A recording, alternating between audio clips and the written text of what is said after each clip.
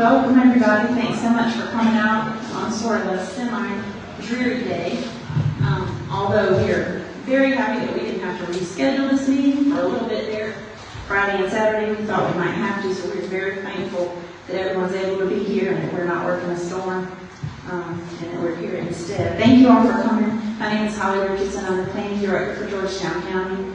My staff is here as well.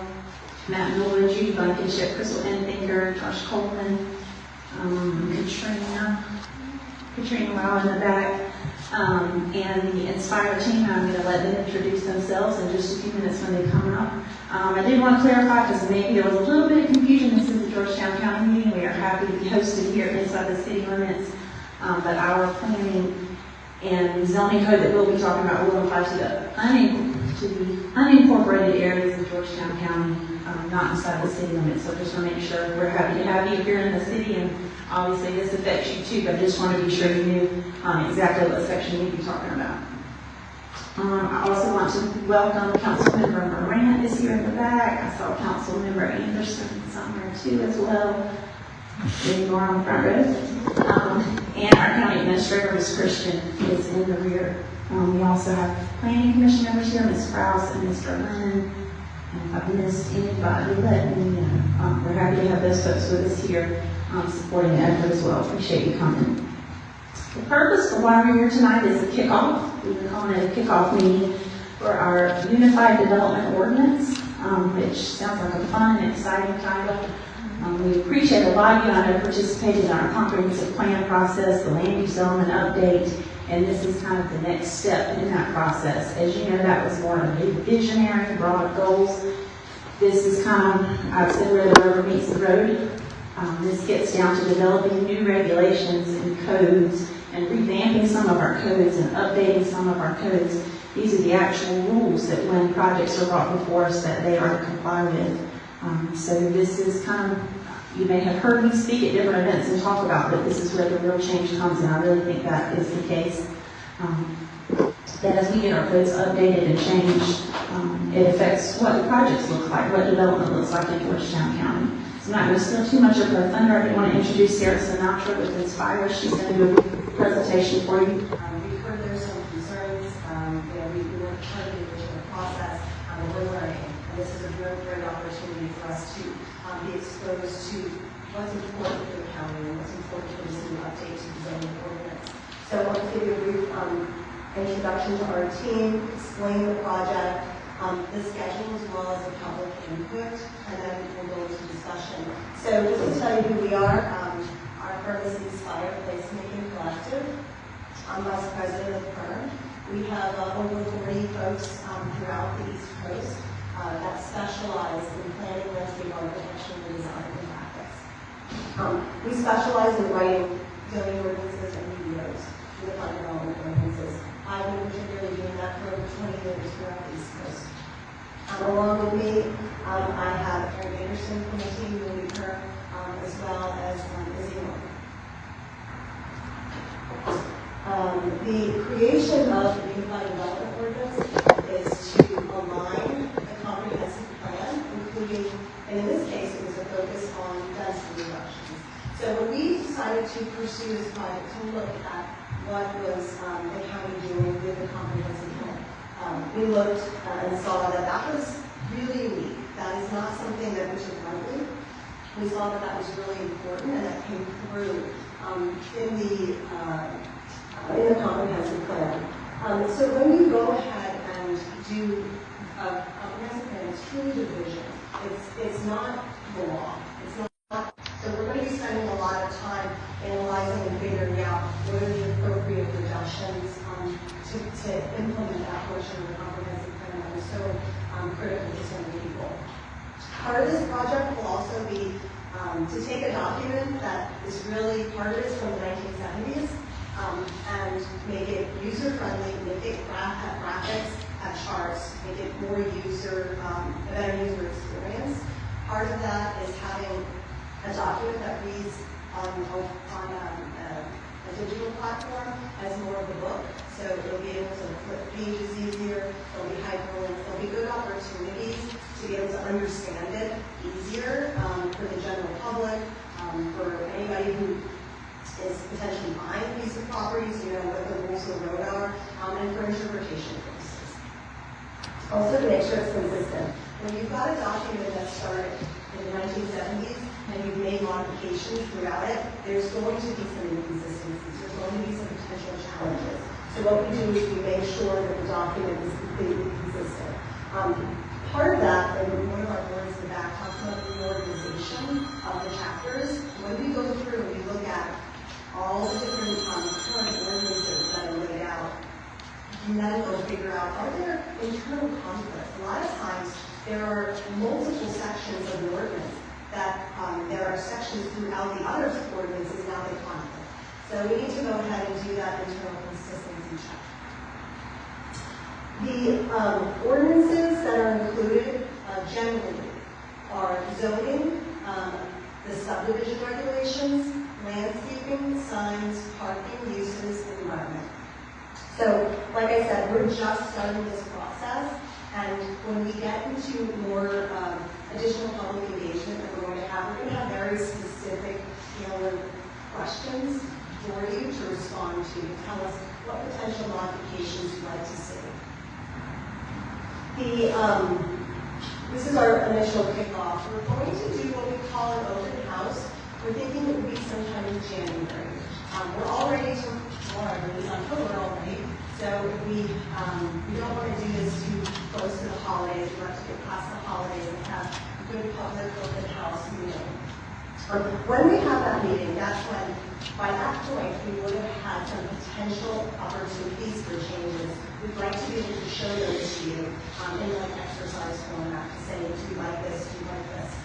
What would you prefer to see? So it can give us some good feedback. We'll not only have that on, in-person type of exercise like this, but all of that will be housed on our website too. So there's not an opportunity for you to attend. There'll be an opportunity to give us that feedback, which we think is critically important from the public. As you see, there's a potential schedule throughout the next 16 months.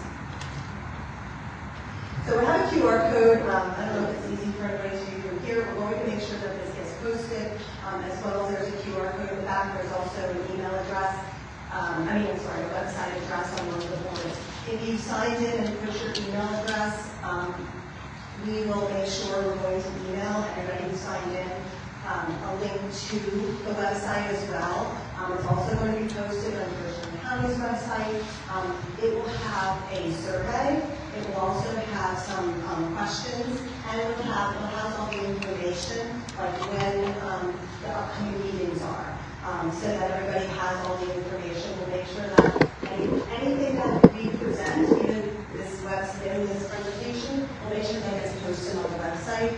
With our website, everything will be on the website's active now. Everything will be on Georgetown County webpage by tomorrow, so you'll be able to access that and make sure that this is uploaded by tomorrow as well. So you'll have all the information. The project is estimated to take 16 months.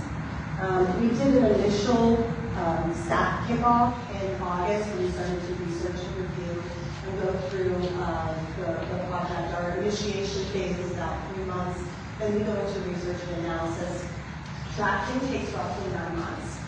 And at that time, that's why in the first couple of months is when we're trying to gauge information, we're trying to get information from the public through surveys, through meetings like this. We want to be able to hear, and especially during that open house, we're going to have a lot more tailored questions. So what we'd like to do is have everybody kind of come around the boards, chat with us.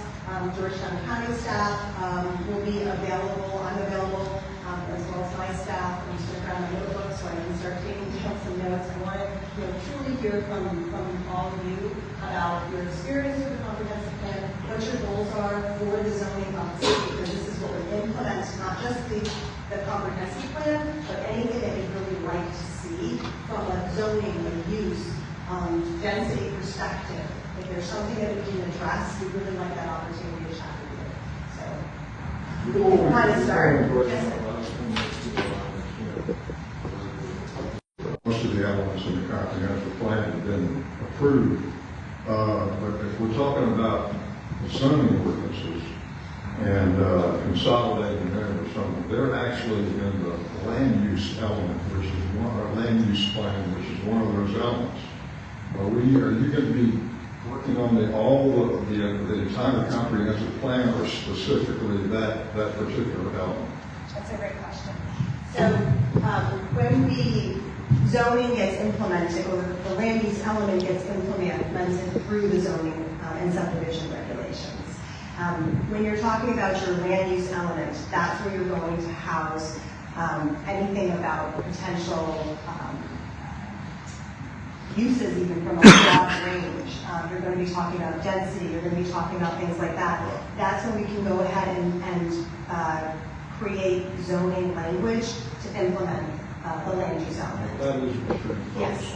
We are not modifying the comprehensive plan. We are looking at, that's a vision document. Like we mentioned, that's not regulatory, it's not law. It sets some guiding principles and it sets goals. So we take those goals and then we figure out from the public and from what was in the land use element. I'm confused because I'm not sure when you say the comprehensive plan, that's all 11 elements. But what we're talking about zoning, and that's within the land use element. We typically talk about the plan as a whole, but yes, it's the land use element of the comprehensive So plan. you're looking at natural resources element, population element. We look at we review all of it. We review all of it. And then you're going to, so my thought of all that are going to be that the local ordinances that are applicable for each area. That's right. Okay, I'm with you. Yeah, another question. You talked about density reduction, and there's been a lot of talk in the county, but not straight talk. The straight talk is that we had a comprehensive plan, and then we replaced it with this comprehensive plan. And we need to compare the density in the old plan with the density in the new plan. The fact that we've been remiss as a county in not updating the zoning for 50 years, okay, doesn't really figure into this.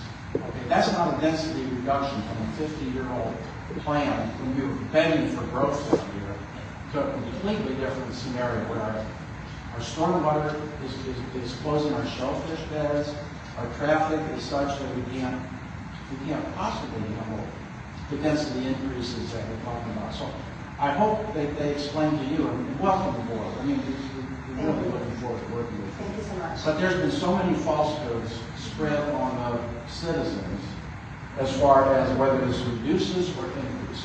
It clearly significantly increases density over the old land use plan. And that's what we need to prepare, and we hope that you'll agree with that and do that. And the rest of it is just political noise when you compare the old zoning to the new land use.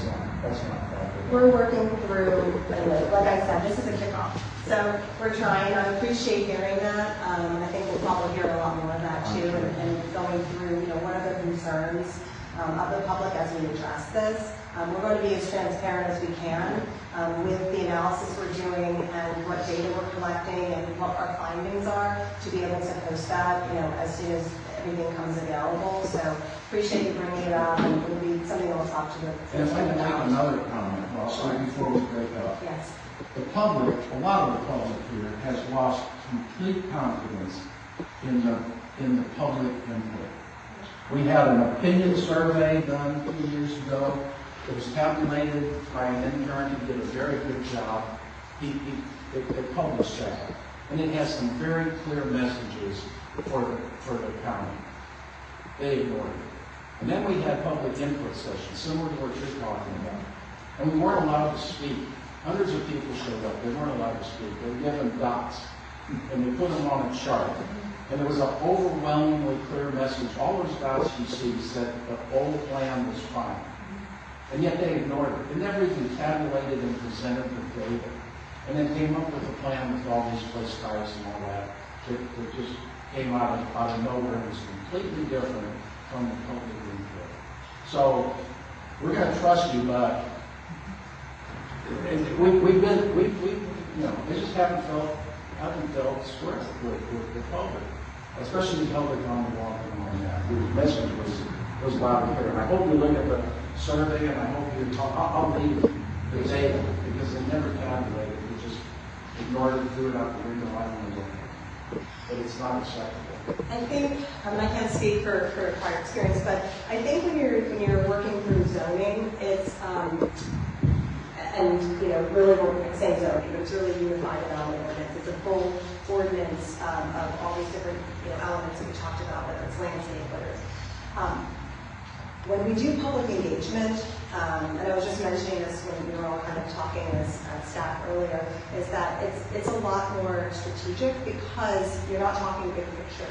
So we're able to tell you, would you like, these are some options. This is a potential change. It may not be, what we can do from that perspective is be able to say, people wanted this, not this. It becomes a little bit more black and white because we're talking like zoning law. We're talking regulations. We're not talking like a look and feel. We're not talking big picture and setting a tone or having a goal. While that's critically important, and I hear there's some obviously there's not everybody in agreement with a comprehensive plan, but that sets out a vision, and that was something that's moving forward as a vision. When we're talking, like I said, the zoning and the subdivision regulations becomes very tailored to what the law is and the code is. So I think during the engagement process, it's my long-winded way of saying, during the engagement process and the public input, I think it's a lot less big picture, as well as you'll see a little bit more tailored. Well, the state law in South Carolina says that the zoning must conform to the comprehensive plan, and that scares us to death because they adopted a comprehensive plan that didn't take the public input into consideration, drastically increased density, and now we have to do a zoning ordinance that conforms to that faulty plan. So, I don't know how to react otherwise. That's why there's lawsuits. That's why there's an incorporation effort. Nobody trusts the system, and I hope you can build on that trust. But right now, it doesn't exist. We expect to work on that, and we'll appreciate the feedback and we'll talk through it. And we're going to break out in a second. I know there were 2 more people that had questions. I'm sorry, many of the I just questions are want to see if you want to address any of the jurisdictional boundary issues. I live in Litchfield. I have a property in the city of Georgetown. I pulled up the map from the land use. City of Georgetown is smack in the middle of all this, and development is going to move from the Walkman all the way through here to north. We've got northern, Blackbird Road area, western area, southern area. We are very lacking in our coordination of our city and county. City of Georgetown is the county seat for this county. The city of Georgetown has multiple millions of dollars of county property in our city. We have the port project. We have international paper. We have the steel mill. This needs to be a priority because you cannot do anything in the county that will not impact this city. Infrastructure, stormwater, traffic, parking. So please be cognizant of that. There needs to at least be one workshop that includes the city. And I've asked multiple times for city and county officials to get together. It is still not happening. But please be aware of the location of the town of Holly's Island. You cannot do one thing without impact. And there needs to be a coordinated. appreciate that. I'm sorry, I'm just trying to figure out the best way to ask this question that can get the points that Gary was making. From your perspective as a planner, when you're trying to determine how you figure out what the density is or what's allowed for density, do you look to a comprehensive plan or do you look to the UDO? Where is that factor? So it depends. It depends on every place does it differently as well. So typically, if you're going to go for the more restrictive. So a lot of times there are density in both in a comprehensive plan and a UDO. We see this all over where there's potentially conflict, or one is more restrictive than the other. And so those are just conversations we need to have. That's part of our investigation when we start going through and understanding is the zoning saw that there are multiple residential zoning districts. Does the density for those comport to what's in the comprehensive plan? Those are things that we're starting to look through and understand. So I don't have a great answer for you yet because we haven't gone and pulled back that layer, but we recognize that that's a concern and we're looking through it.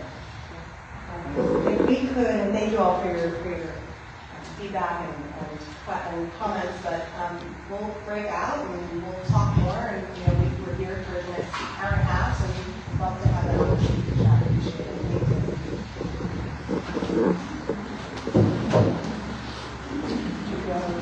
All right, so what's going to happen now is that those who are here who would like to, they're going to go around these boards that are set up and talk to different members of the organization about their concerns or their questions. They'll hopefully have them answered tonight as well. So what we're going to do, we're going to try to get an interview that we'll post later with a couple of people here in charge, and we'll hopefully have those for you by tomorrow morning. So that's going to wrap up our live streaming, but we've got more information that we'll be posting about this tonight and tomorrow morning. Have a great night.